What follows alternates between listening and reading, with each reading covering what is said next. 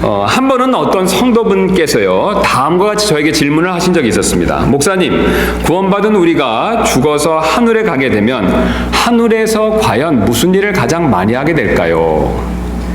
여러분, 사실 이 질문에 대한 대답이 여러 가지가 나올 수 있지 않겠습니까? 어떤 분들은 아무것도 하지 않고 편히 쉴 것 같습니다 라고 대답하실지도 모르겠습니다. 우리가 험한 인생의 여정을 다 마치고 하늘에 가면 사실 안식이 필요하지요. 그래서 우리가 다른 것 모든 것 제쳐놓고 영원토록 안식하지 않을까라고 그것을 가장 먼저 생각하실지도 모르겠습니다. 또 다른 분들은요, 하늘에 먼저 와 있는 내 가족이나 내가 아는 형제 자매님들을 만나 교제하는 일을 가장 많이 할 것 같습니다 라고 그렇게 대답하실지도 모르겠습니다. 아니면 어떤 분들은요, 특별히 여행을 좋아하시거나 호기심이 많으신 분들은요, 천국의 여기저기를 다니며 모르는 것을 배우고 구경 다니는 일을 많이 할 것 같습니다 라고 그렇게 대답하실지도 모르겠습니다. 모두 일리 있는 말씀이지 않습니까? 그러나 우리가 하늘에 가서 가장 많이 하게 될 일은요, 하나님을 예배하고 경배하는 일이 됩니다. 그 근거로 하늘의 생활상을 기록한 요한계시록을 보면요, 오늘 본문에도 나와 있지만 그 무엇보다도 이 요한계시록을 보시면요, 그 무엇보다도 하나님을 경배하고 예배하는 모습을 가장 많이 보여주고 있습니다. 우리 아시는 대로 요한계시록을 여러 번 읽어보신 분들은요, 이 요한계시록에서 바로 하늘에 있는 성도들이요, 하나님을 예배하고 경배하는 모습을 참 많이 발견하실 수 있을 것입니다. 이처럼 우리는요, 하늘에 가게 되면 하나님을 경배하고 예배하는 일을 가장 많이 분명하게 하게 될 것입니다. 그러나 이 말씀에 어떤 분들은 실망하실지도 모르겠습니다. 이 땅에서도 예배가 지루할 때가 있는데 하늘에 가서 예배드리는 일만 계속하면 얼마나 지루할까라는 생각 때문일 것입니다. 그러나 여러분, 염려하실 필요가 없습니다. 하늘에서 드리는 예배는요, 이 땅의 예배와는 차원이 다른 예배가 될 수밖에 없습니다. 오히려 하나님을 예배하고 싶은 마음이 저절로 들게 될 것입니다. 즉, 하늘에서는요, 하나님을 저절로 경배하고 예배할 수밖에 없다라는 뜻이 되겠습니다. 그렇다면 왜 하늘에 가면요, 하나님을 저절로 경배하고 예배할 수밖에 없을까요? 오늘 본문이 이에 대한 답을 우리에게 분명히 가르쳐주고 있습니다. 그래서 오늘 우리는 하늘에 가면 우리가 왜 하나님을 경배할 수밖에 없는지 그 이유를 살펴보는 시간을 좀 갖도록 하겠습니다. 가장 첫 번째 이유는요, 바로 하늘에서 뵙게 될 우리 하나님은 놀라운 분이시기 때문에 그렇습니다. 오늘 본문은 하늘이 어떤 곳인가를 요한의 말을 통해서 우리에게 지금 가르쳐주고 있습니다. 왜냐하면 요한이 직접 하늘로 올라가서 본 광경을 우리에게 지금 알려주고 있기 때문에 그렇죠. 그래서 계시록 4장 1절부터 2절을 다시 한번 보시면 1절부터 잠깐 다시 보도록 하겠습니다.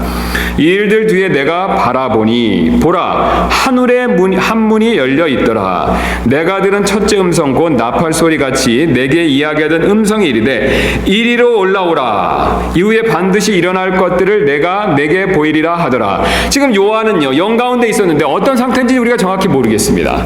그러나 분명히 영 가운데 있는 상태에서 하늘에 있는 문을 봤고요, 그 문 안으로 이리로 올라오라라는 음성을 들었습니다. 그렇게 부름을 받은 요한이 하늘에 올라가서 가장 먼저 바라보게 된 것은, 그의 눈에 가장 먼저 띄인 것은 바로 왕자에 앉으신 하나님의 모습이 됩니다. 이것은 우리가 하늘에 가게 되면요, 그 어떤 것보다 하나님이 가장 먼저 눈에 들어온다라는 놀라운 사실을 우리에게 분명히 가르쳐주고 있습니다. 여러분 가운데 많은 분들이 하늘에 가면 나는 가장 먼저 천사가 궁금하기 때문에 천사를 먼저 보지 않을까, 또 나는 그리운 가족이 먼저 하늘에 갔기 때문에 그 그리운 가족을 먼저 보게 되지 않을까라고 생각하시는 분이 있으실지도 모르겠습니다. 그러나 오늘 요한은 놀랍게도요, 하늘에 도착하자마자 이리로 올라오라는 음성을 듣고 하늘에 도착해서 그의 눈에 첫 번째 띄인 것이 바로 어떤 것이냐면 왕자에 앉으신 하나님이다라는 사실을 우리에게 분명히 가르쳐주고 있습니다. 그래서 4장 2절을 보시면 내가 즉시로 영 안에 있었는데 보라, 하늘에 한 왕자가 놓여 있고 그 왕자에 한 분이 앉아 계시더라. 그런데 요한이 지금 본 하나님의 모습은 빛이다라는 사실을 우리에게 이어서 가르쳐주고 있습니다. 그것도 다양한 빛이다라는 사실을 말씀해주고 있죠. 이어서 3절 말씀 보도록 하겠습니다. 앉으신 분의 모습은, 자, 요한이 지금 앉으신 분의 모습을 설명하고 있는데요. 그분의 모습은 벽옥과 홍보석 같고 왕자 둘레에 무지개가 있는데 보기에 에메랄드 같더라. 지금 이 말씀은요, 하나님이 벽옥이나 에메랄드 같은 보석이란 뜻은 아니죠. 하나님의 모습이 보석 같은 빛을 낸다라는 뜻이 되죠. 그래서 앉으신 분의 모습이 벽옥과 홍보석 같고, 그 다음에 무지개가 있는데 보기에 에메랄드 같더라. 벽옥과 홍보석 같고 무지개 같고 에메랄드 같다라고 말씀하고 계시죠. 하나님이 보석이 아니라 하나님의 계신 모습이, 앉아 계신 모습이 보석의 빛 같다라고 말씀하고 계십니다. 즉 벽옥같이, 하나님의 모습이 벽옥같이 푸른 빛과 홍보석같이 붉은 빛과 또 무지개빛과 에메랄드 빛을 낸다라는 뜻이 되겠습니다. 그런 뜻이 되겠습니다. 여러분, 우리가 잘 아시는 대로 오늘 날이 참 맑고 덥지 않습니까? 이 태양을 우리가 맨눈으로 보신 적이 있으실 텐데요. 이 맨눈으로 태양을 직접 보시면 어떻습니까? 하얀색을 띠고 있죠. 그러나 태양을요, 과학이 발달해서 요즘에는 이 적외선으로 촬영을 하면 다음과 같은 색을 내는 모습을 보인다고 합니다. 그림을 잠깐 보여주시면 감사하겠습니다. 여러분, 똑같은 태양인데요, 이 적외선으로 찍으니까 어떻게 보이십니까? 각각 다르게 보이시죠? 보시기에 꼭 어떻게 보이십니까? 파랗고 빨갛고 노란 구슬같이 보이시지 않습니까? 구슬보석같이 보이시죠? 그래서 1번 사진을 한번 보시면요, 이 태양의 모습을 오늘 요한이 말한 것처럼 벽옥 구슬 같다라고 말씀하실 수 있지 않겠습니까? 또 2번을 보시면요, 이게 에메랄드 보석 같다라고 말씀하실 수 있지 않겠습니까? 또 4번을 보시면요, 홍보석 같다라고 말씀하실 수 있지 않겠습니까? 그리고 다음 별 그림을 보면요, 무지개 같다라고 말할 수도 있겠죠. 다음 그림도 한번 보여주시면 감사하겠습니다. 이게 나사의 허블 망원경이 찍은 우주에 있는 별 하나의 별 사진입니다. 여러분, 모습이 어떻습니까? 무지개 같죠. 이처럼 해와 별이 보석빛과 무지개빛을 내듯이요, 오늘 하나님의 모습도 보석빛과 무지개빛을 낸다라는 사실을 우리에게 분명히 요한이 가르쳐주고 있습니다. 여러분, 왜 그럴까요? 바로 우리 하나님께서는요, 빛으로 자신을 덮고 계시기 때문에 그렇습니다. 시편 104편 2절을 보면요, 그분께서 옷으로 덮는 것 같이 빛으로 자신을 덮으시고 하늘들을 휘장같이 펼치시고. 자, 여러분과 저는 각각 몸을요, 옷으로 덮고 있지요. 그래서 저나 여러분이 서로를 봐도 우리의 몸 자체를 보는 것이 아니라 무엇을 보고 있는 겁니까? 몸 위에 덮고 있는 옷을 먼저 보고 있지요. 이와 비슷합니다. 우리 하나님은요, 하나님의 본체를 빛으로 덮고 계십니다. 그것도 여러 보석 색깔 같은 빛으로 덮고 계시다라는 사실을 오늘 요한이 그것을 우리에게 가르쳐주고 있죠. 오늘 요한은 이 모습을 분명히 본 것이죠. 그리고 요한이 이 모습을 뒤에서 이렇게 더 자세히 말씀하고 있습니다. 우리 계시록 21장으로 가서 잠깐 확인해 보도록 하겠습니다. 계시록 21장 23절입니다. 뒤로 넘기셔서 21장 잠깐 보도록 하겠습니다.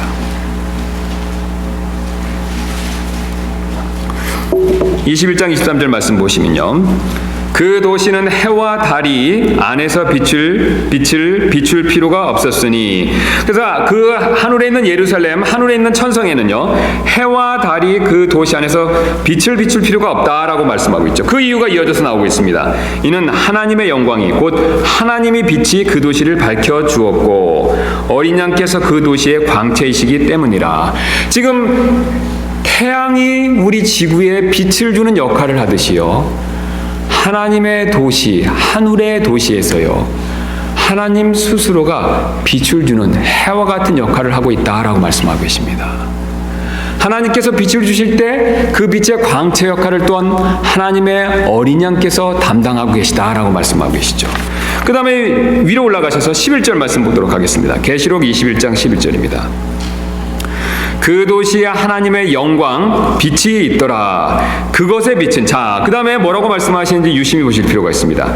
그것의 빛은, 그 다음에 뭐라고 말씀하고 계십니까? 지극히 귀중한 보석 같고 벽옥 같으며 수정같이 맑더라.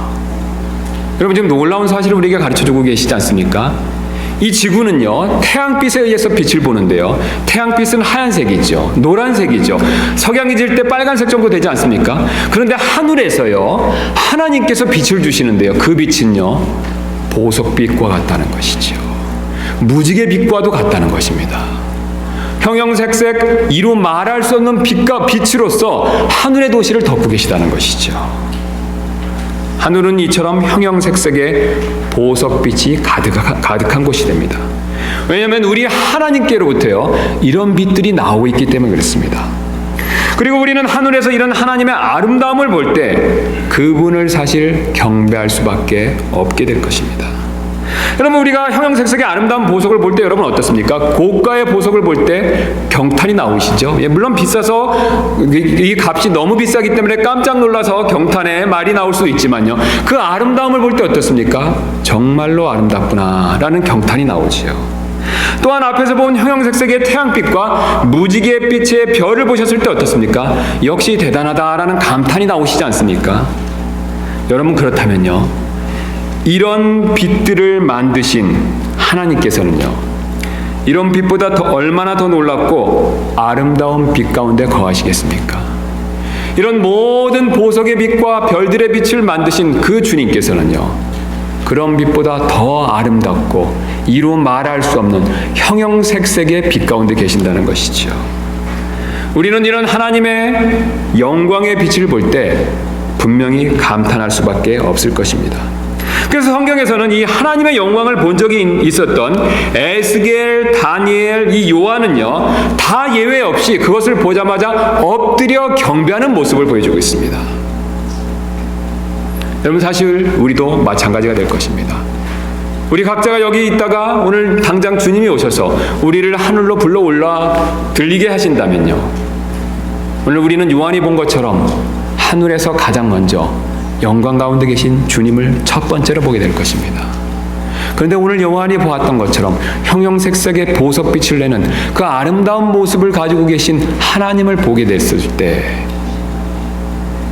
우리는 이루 말할 수 없는 그 아름다움과 놀라움에 경탄이 되어서 주님 앞에 납작 엎드려 주님을 경배할 수밖에 없을 것입니다. 여러분, 이뿐만이 아닙니다. 우리는 하나님의 또 다른 모습을 볼 때 하나님을 경배할 수밖에 없다라는 사실을 오늘 요한이 가르쳐주고 있죠. 오늘 요한은요, 하나님께로부터 이 보석빛만 나오는 것이 아니라 보석빛 외에 번개와 천둥이 나오는 모습을 또한 보여주고 있습니다. 그럼 밑으로 다시 한번 본문으로 가셔서 4장 5절 말씀 잠깐 보도록 하겠습니다. 4장 5절입니다. 오늘 요한이 4장 5절에서 본 모습을 이렇게 고백하고 있죠. 그 왕자로부터, 그 다음 뭐라고 말씀하고 계십니까? 번개들과 천둥들과 음성들이 나오고, 지금 요한은 가장 먼저 하나님의 왕자로부터 아름다운 보석빛이 나오는 것을 보고 나서 이어서 그 왕자로부터 이번에는 번개들과 천둥들과 음성이 나오는 것을 보고 있다라고 고백하고 있습니다. 사실 번개와 천둥은 하나님께서 얼마나 두려우신 분인가를 우리에게 분명히 가르쳐주는 그런 중요한 증거가 되죠. 잠깐 그림을 봐주시면 감사하겠습니다. 제가 이 천둥, 번개 그림을 준비했는데요. 이 최근 연구에 따르면 이 번개는 10억 볼트의 전압을 가지고 있다고 합니다. 그래서 이게 어느 정도 강한 전기냐면요, 우리가 가장 흔히 쓰는 이 백와트죠. 여기 안에 있는 이런 백와트 전구 10만 개를 1시간 동안 켤 수 있는 전기 에너지를 가지고 있다고 합니다. 또한 번개의 순간 온도는요, 섭씨 3만 도로서 태양 표면 온도의 5배나 된다고 합니다. 대단하지요? 그런데 놀랍게도 하나님께로부터 이런 무서운 번개가 계속해서 나온다. 요한은 그것을 봤다라고 우리에게 고백하고 있습니다. 물론 하늘에서는 죽음이 없기 때문에 하나님께로부터 번개가 나와도 우리가 죽는 일은 결코 없을 것입니다. 그러나 우리는 하늘에서 이 하나님을 볼 때마다, 하나님께로부터 번개가 나오는 모습을 볼 때마다 사실 하나님에 대한 두려움, 경외감을 가질 수밖에 없을 것입니다. 심지어는 성경은 하나님께서 말씀하실 때 그 음성이 천둥 같다라는 사실 또한 우리에게 알려주고 계십니다. 욥기 37장 5절 말씀 보시면 욥이 이 사실을 알고 다음과 같은 사실을 우리에게 가르쳐주고 있습니다.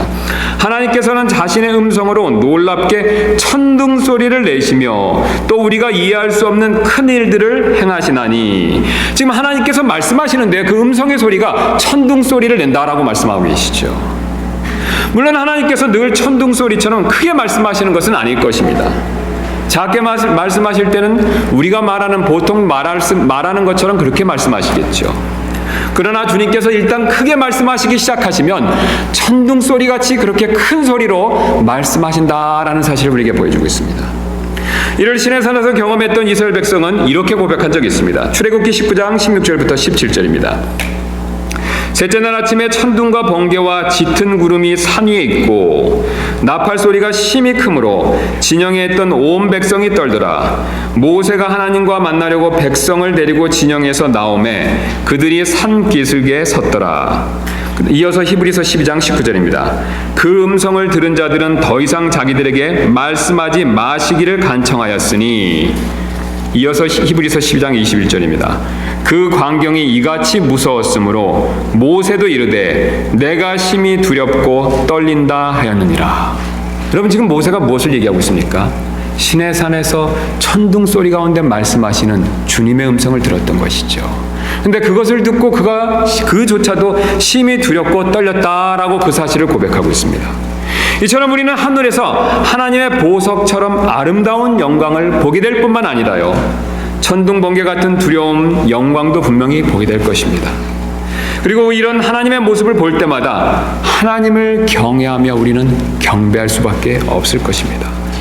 그래서 시편 기자는 이렇게 다음과 같이 고백하고 있습니다. 시편 104편 1절입니다. 오 내 혼아 주를 찬송하라. 오 주 내 하나님이여 주는 심히 위대하시며 존귀와 위엄으로 옷 입으셨나이다. 아멘.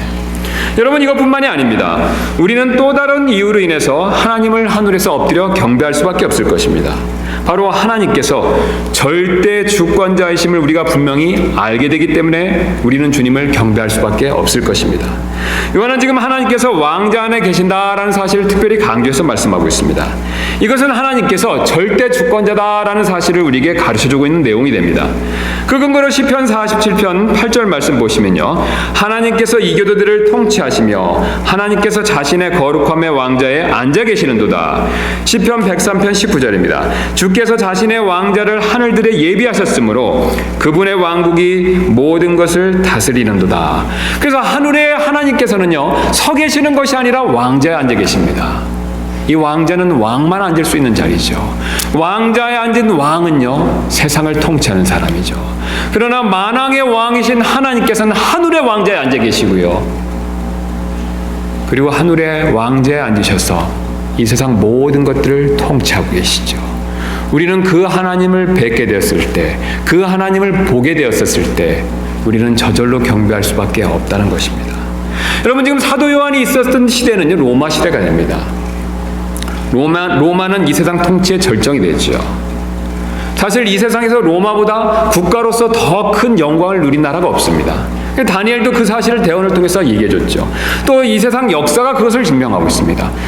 로마보다 더 큰 영광을 얻은 국가는 없다는 것이죠. 그래서 특별히 이 서양의 국가들은요, 항상 로마의 영광을 재현하라고 합니다. 항상 그들은요, 로마보다 뛰어난 나라를 세우겠다라고 말하지 않습니다. 항상 로마의 영광을 재현하겠다. 로마의 영광을 다시 일으키겠다라고 생각한다는 것이죠. 왜냐하면 그들은 로마 영광보다 더 뛰어난 왕국이 이 세상에 없다는 것을 분명히 알고 있기 때문에 그렇습니다. 그래서 그 근거로 로마가 상징으로 사용했던 독수리를 자신들의 국가의 상징으로, 그렇게 문장으로 사용할 때가 너무나도 많습니다. 그림 한번 보여주시면 감사하겠습니다. 그 그림을 잠깐 보시면요, 이게 서양의 국가들이 가장 먼저 위에 있는 그림, 바로 로마가 사용했던 독수리의 상징이 되죠. 그 외에 유럽의 국가들이 계속해서 이 독수리의 문장을 사용하고 있습니다. 왜냐하면 로마 영광을 재현하겠다는 것이죠.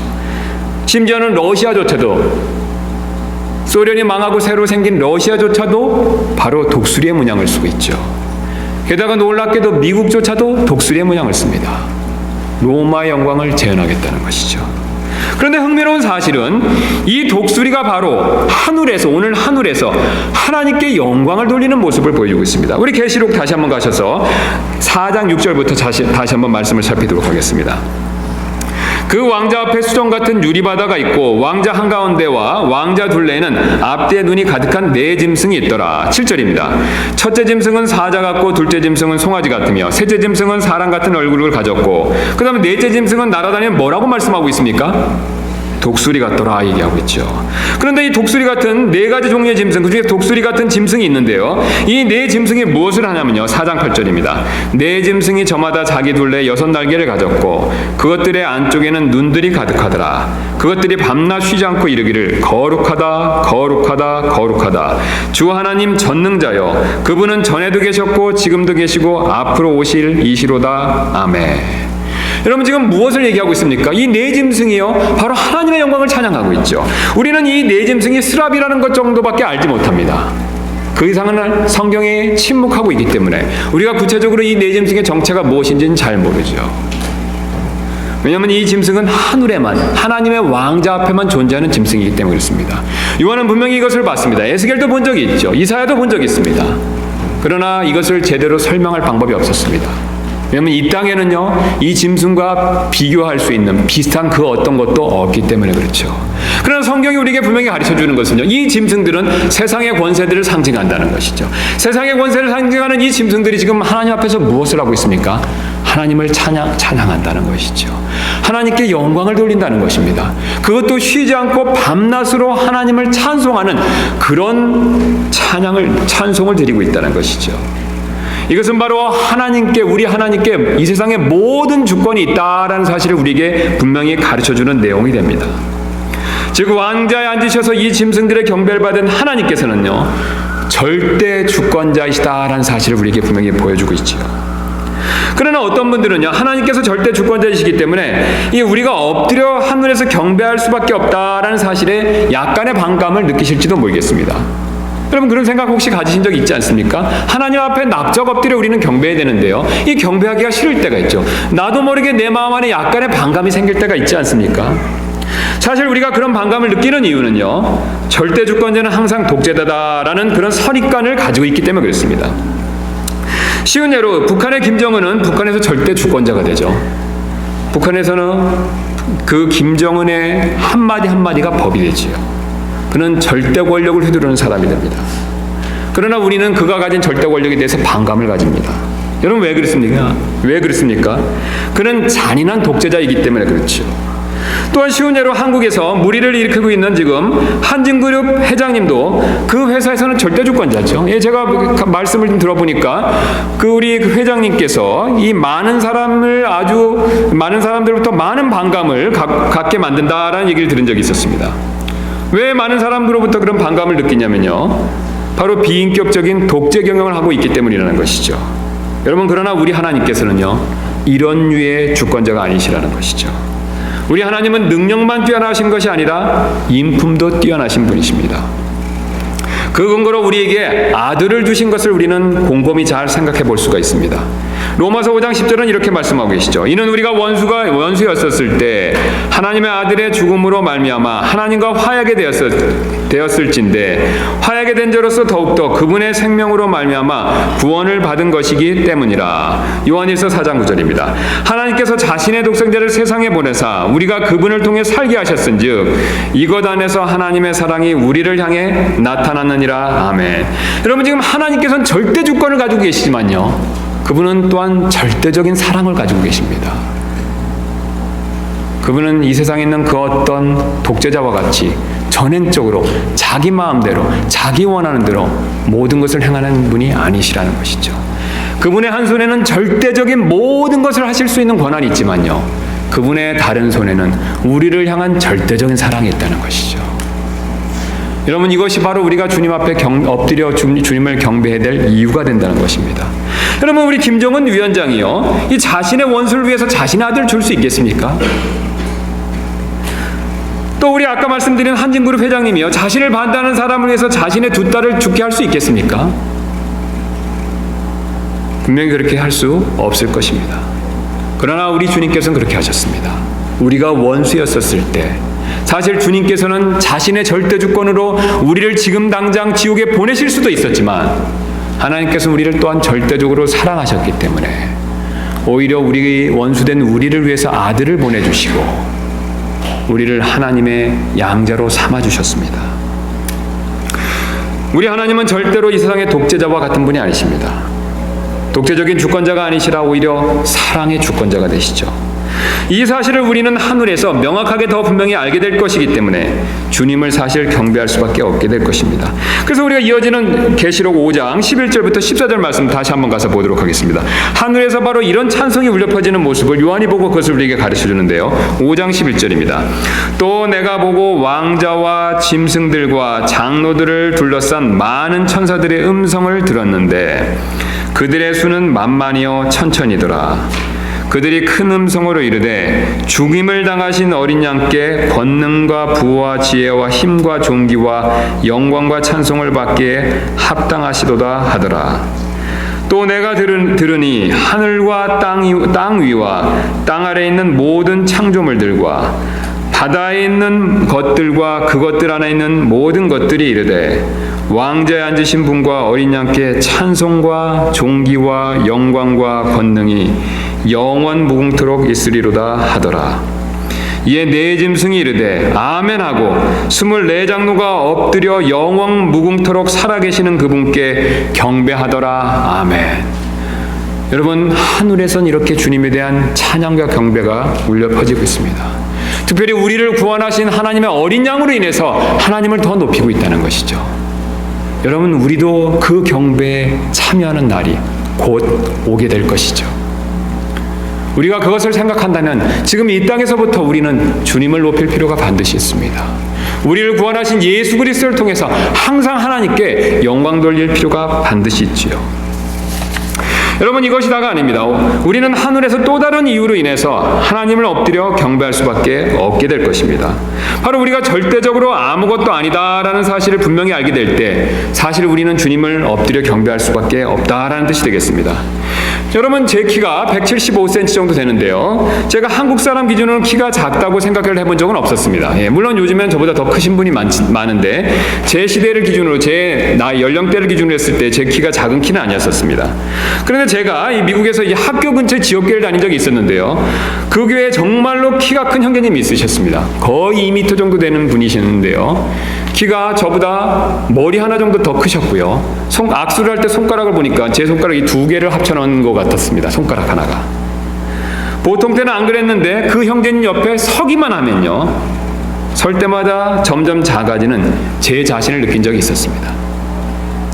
여러분, 사람은 이처럼 자신보다 크고 위대한 사람 앞에 서면요, 서면 설수록 점점 작아지는 자신을 느낄 때가 있습니다. 사실 하늘에서도 마찬가지 일이 벌어지게 됩니다. 하늘에 가면 하나님께서 창조주이심을 분명히 알게 될 것입니다.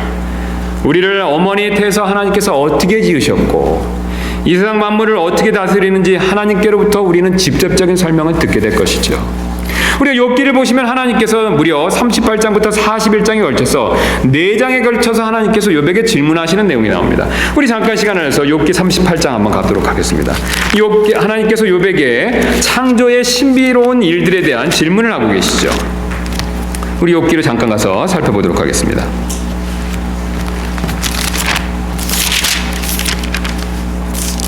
욥기 38장입니다.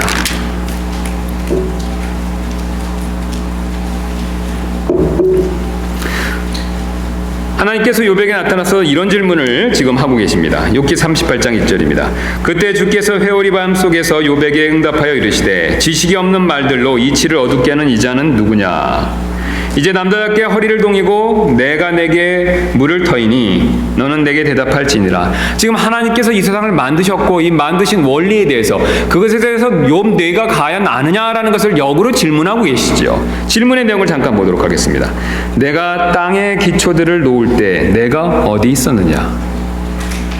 내게 명철이 있거든 밝히 고하라. 누가 그것의 치수들을 정하였는지 내가 아느냐? 누가 그것 위에 줄을 팽팽히 쳤느냐? 그것의 기초들은 어디에 고정하였느냐? 혹은 그것의 모퉁이 돌을 누가 놓았느냐?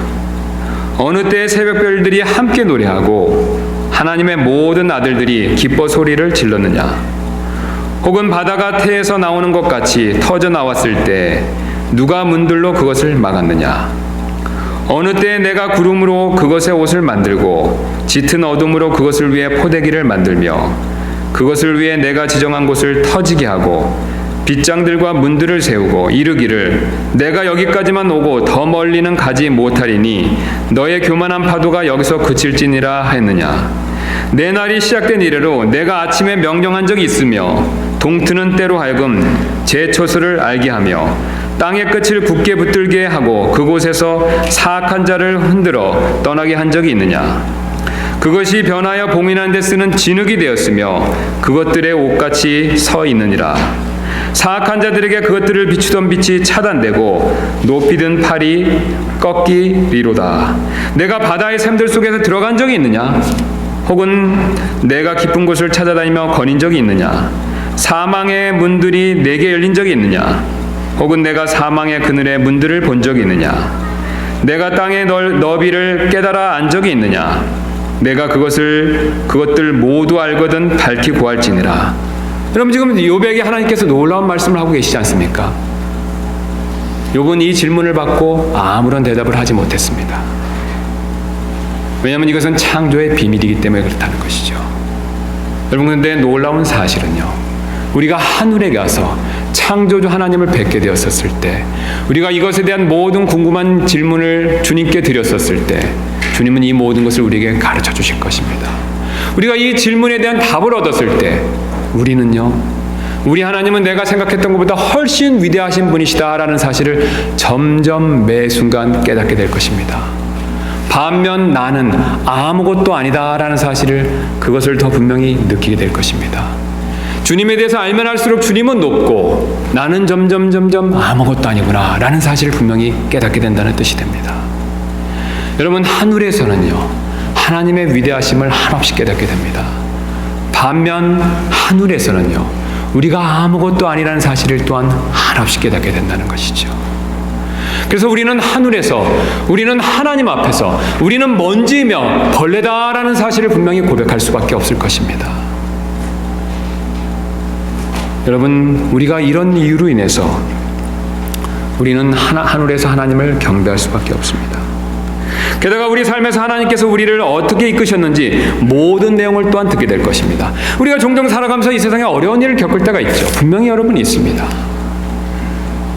여러분, 그 모든 어려움을 겪었지만 주님께서는 궁극적으로 합력하여 선을 이루셨고, 어떻게 선을 이루시기 위해서 우리의 삶을 이끌으셨는지 우리가 몰랐던 그 자세한 내용을 또한 우리에게 분명히 가르쳐 주실 것입니다. 우리가 그것을 깨달았었을 때 우리는 우리의 무릎을 절로 치며 하나님의 신묘막직하심을 분명히 찬양할 수밖에 없을 것입니다. 이처럼 하나님께서 하신 일을 우리는 알아가면 알아갈수록 하늘에서 우리는 주님을 더 경배할 수밖에 없을 것입니다. 그리고 결국은 엎드려서 계시록 4장 11절에서 고백하는 다음과 같은 고백을 우리도 분명히 할 수밖에 없을 것입니다. 계시록 4장 11절입니다. 오 주여, 주는 영광과 존귀와 권능을 받기에 합당하시오니 주께서 모든 것을 창조하셨고 또 그것들이 주를 기쁘게 하려고 존재하며 창조되었나이다 하더라. 여러분, 이 고백이 또한 우리의 고백이 될 것이죠.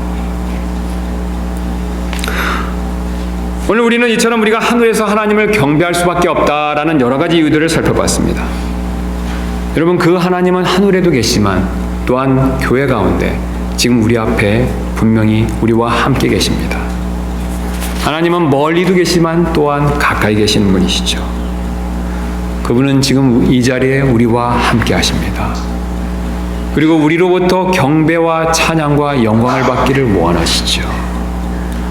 왕이시며 창조주로서 우리 앞에 계십니다.